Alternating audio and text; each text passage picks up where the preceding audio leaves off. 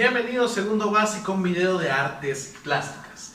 Quiero situarme en la página 67, en el cual nosotros podemos ver el equilibrio. El equilibrio no es más que la distancia de las partes dentro de una composición.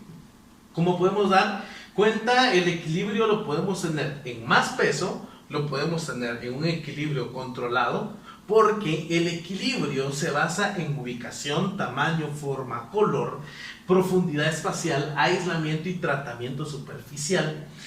El aislamiento nos funciona en tener un grupo y después separarlo. El tamaño y profundidad, pues tener dos espacios similares, pero tener las imágenes juntas, tanto como separadas. Y nosotros también podemos ver que los objetos tienen una textura que llama más la atención, que si se dan cuenta, este cojín tiene varias texturas hechas a lápiz, que en nuestra experiencia visual nos dice que la textura es apreciable cuando hay cierta cercanía del objeto. Eso quiere decir que cuando más cerca lo miremos, más textura vamos a tener, y de nosotros depende qué tan lejos vamos a tener la profundidad de nuestro equilibrio. Vamos a pasar a la página 68, en la cual nosotros podemos ver que también tenemos un equilibrio asimétrico, que divide una composición en dos partes iguales, ya sean dos o más partes, pero que la dimensión de los elementos del tamaño y del color y del peso tiene que ser igual y no tiene que existir la misma dimensión entre ellos. La simetría nos transmite exactitud, agitación, dinamismo, alegría y vitalidad. En este tipo de equilibrio, una masa grande acerca del centro se equilibra con otra pequeña alejada de esta mismo. Como pueden darse cuenta, aquí tenemos un ejemplo de esto, y también nosotros tenemos un equilibrio simétrico, el cual nos dice que todo el equilibrio va a estar exactamente igual en todas las formas, como es nuestro ejemplo. Tenemos una pequeña actividad a realizar en la página 68. También en la página 69 nos piden una actividad, y vamos a pasar a la página 71, en la cual nosotros podemos ver que es la interacción de las formas. Las formas pueden encontrarse entre sí en diferentes maneras, pueden colocarse, le podemos llamar forma entonces a todo lo que puede ser visto. Las formas pueden encontrarse entre sí dentro de un espacio dado de diferentes maneras. Podemos tener el distanciamiento, como bien lo muestra nuestra imagen, que las están separadas. Aquí tenemos el ejemplo de dos manos y también un cuadro y un círculo. Tenemos también del toque, cuando ligeramente se toquen, de la superposición, eso quiere decir una encima de la otra, de la unión, eso quiere decir traslapados, como bien lo conocemos, y la coincidencia, donde ambas formas se acercan lo suficiente que coinciden de tal manera que se convierten en uno solo. Entonces, nosotros tenemos actividad de relación de formas en la página 72, 73 y 75, también en la página 77, y entonces nos vamos a trasladar a la página 79, donde tenemos la figura humana. Uno de los principales temas pictóricos por los que se adopta la mayoría de los artistas es la representación de la figura humana. Nosotros podemos ver que la representación de la figura humana está totalmente usada por muchos artistas, y bien podemos ver la televisión, que cómo es que ha tomado diferentes formas del cuerpo para poderlo mostrar. El canon es uno de los códigos orientados a la que mediante fórmulas matemáticas establece las posiciones ideales del cuerpo humano. Como nosotros podemos ver esto, el primer canon artístico de la modernidad desarrollado a partir del estudio isométrico es el de Leonardo da Vinci, basado en el libro 3, capítulo 1 del tratado de arquitectura más antiguo que se conoce, de arquitectura, publicado por el arquitecto romano Marco Vitruvio en el siglo I a.C. Como podemos darnos cuenta en este lado del hombre Vitruvio, es de que Leonardo corrigió algunas posiciones descritas por el matemático, añadiéndole que otras definiciones al canon matemático que está considerado como uno de los grandes logros del Renacimiento.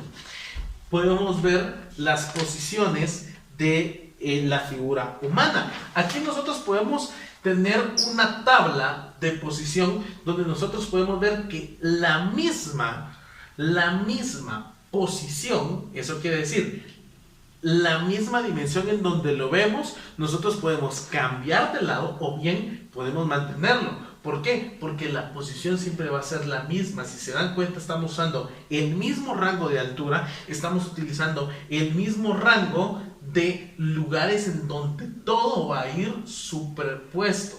Entonces, si se dan cuenta, las rodillas están perfectamente colocadas en la misma línea, la cabeza está en la línea 1, el pecho, la parte del pecho está en la línea 2 y la parte 3 es la que nos va a dar del ombligo. Entonces nos dice que la unidad de medida del dibujo de la figura humana suele ser de largo de la cabeza. Eso nos dice que entonces todas las líneas van a ser del mismo tamaño, que sea el tamaño de la cabeza, para que nosotros podamos tener entonces 7 cabezas y media. Sin embargo, la raza, el sexo y las diferentes físicas individuales impiden que se estipule la regla fija. La mayoría de los artistas prefieren 8 cabezas de alto.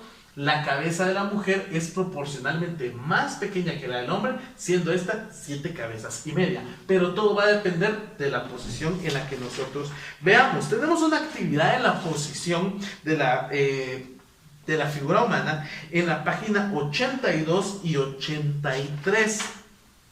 Asimismo en la 84 y en la 85. Y vamos a pasar entonces a la 86, donde vamos a ver los primeros pasos para la figura humana. El esquema primario. Para comenzar el dibujo, una figura sencilla de frente se emplean 2 trapezoides para el tórax. Observemos los ejemplos. Si se dan cuenta, aquí nos están dando una posición de dibujo bastante simple. Luego van cambiando a través de la línea que nos permite tener diferentes movimientos. Y así sucesivamente va dando el movimiento. Para dibujar una figura sencilla de costado, se utilizan 2 óvalos. Entonces, si vamos a hacerlo de frente, vamos a usar trapezoides. Si lo vamos a hacer de lado, vamos a usar óvalos. Y así nosotros podemos tener fácilmente una dirección de movimiento. Vamos a ver nosotros la diferencia entre la figura femenina y la masculina. Los hombros en la mujer son proporcionalmente más estrechos. Si se dan cuenta, en nuestra línea están más al centro, mientras que los del hombre a veces hasta salen de nuestro cuadro de dibujo. La cintura de la mujer es algo más ceñiza que la del hombre. Si se dan cuenta, el tórax del hombre viene siendo casi muy recto, cuando el de la mujer va teniendo un poco más de sensibilidad en la cadera. El ombligo de la mujer queda situado ligeramente más abajo. Si se dan cuenta, el ombligo de la mujer está por acá, mientras que el del hombre está un poco más arriba. Las caderas son proporcionalmente más anchas de la mujer, como podemos darnos cuenta en esta parte de acá y en esta parte de acá. El cuerpo masculino, el desarrollo del tórax es más característico. Como pueden ver, el tórax de la mujer no es tan característico como el del hombre. Esto es únicamente con fines de dibujo entre las diferencias de ambos sexos. Podemos tener entonces en la página 88 el canon de la cabeza humana. Este es igual a 3 veces y media la altura de la frente. Como podemos dar cuenta, aquí nos está centrando la frente y nos está diciendo que es 3 y media. 1, 2, 3, y aquí tenemos la mitad en ambos dibujos.